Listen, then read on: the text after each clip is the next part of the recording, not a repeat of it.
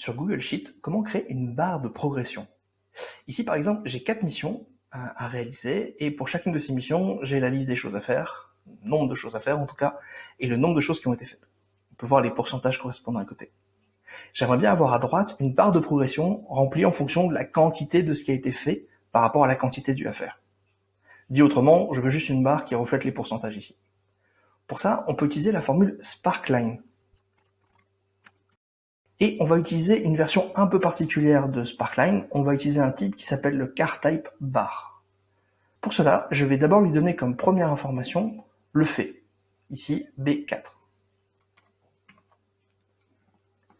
Un point virgule.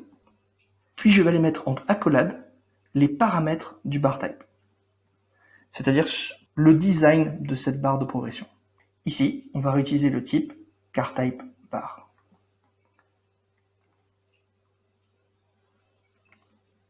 Pour que la formule fonctionne, il faut aussi lui donner le maximum.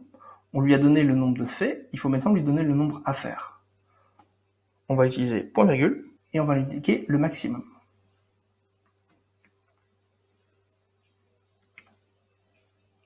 Qui ici n'est pas 50, mais qui est donc C4.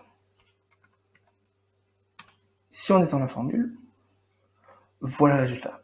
On peut utiliser plein d'autres options pour designer un peu notre barre.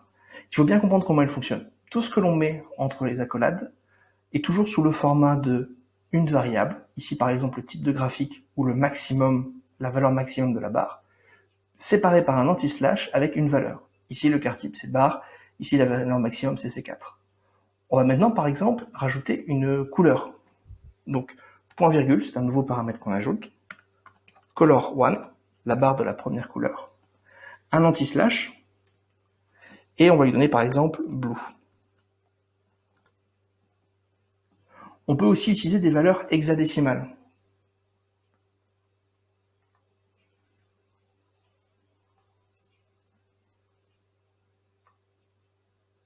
Celles que l'on retrouve sous cette forme-ci.